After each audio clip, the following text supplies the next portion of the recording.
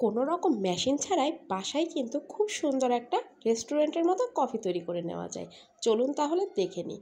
আমি আজকে বোতল ঝাঁকিয়েই একদম রেস্টুরেন্টের মতো ফর্মই একটা কফি তৈরি করব। এই জন্য এখানে আমি একটা বোতল নিয়ে তাতে আমি দিয়ে দিচ্ছি 2 চা চামচ পরিমাণ কফি পাউডার। আমি এখানে একজনের জন্য বানাচ্ছি, তাই আমি 2 চা চামচ পরিমাণ কফি নিয়েছি।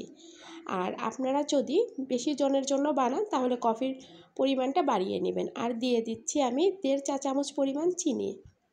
পানি দিয়ে দিলাম আমি হলো 1 টেবিল চামচ পরিমাণ। পানিটা দেওয়ার পরে আমি একটা ঢাকনা দিয়ে এই বোতলটাকে আটকিয়ে নিয়ে একটু সময় নিয়ে ঝাঁকিয়ে নেব। এটা ঝাঁকিয়ে নিতে হবে মিনিট 5-এর মতো।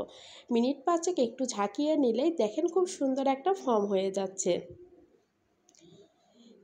এইটুকুই আর কি সময় এই কফিটা তৈরি করতে, তাছাড়া কিন্তু কোনো সময় লাগে না। এখন আমি একটা কাপ নিয়ে নিলাম, এই কাপের ভেতরে আমি এখন ফর্মটা দিয়ে দিচ্ছি। আমি কিন্তু ফর্মটা করার সময় একটু কুসুম গরম পানি দিয়েছিলাম এই কফি আর চিনির মিশ্রণে। দিয়ে দিলাম আমি কফির ফর্মটি। এখন দিয়ে দিচ্ছি আমি গুঁড়া দুধ।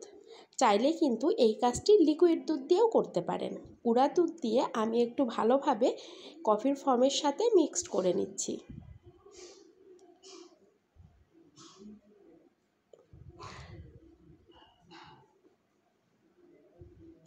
এখন দিয়ে দিচ্ছি আমি গরম পানি। আপনারা কিন্তু যদি লিকুইড দুধ দিতে চান সেই ক্ষেত্রে এখানে পানির বদলে লিকুইড দুধটা দিয়ে নেবেন। এটা খুব ভালোভাবে মিশিয়ে নিয়ে ওই যে বাকি ফর্মটা আমি আবার উপর থেকে দিয়ে দিচ্ছি।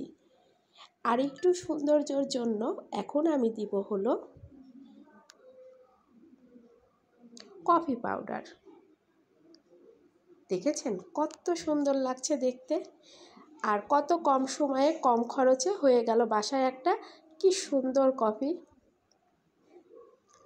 প্রিয়জনের জন্য তৈরি করুন এবং সুন্দর একটা সন্ধ্যা উপভোগ করুন। আপনারা সবাই ভালো থাকবেন, আমার পরিবারের জন্য দোয়া করবেন। এখন আমি কফিটা খেতে খেতে আপনাদের মাঝখান থেকে বিদায় নিচ্ছি।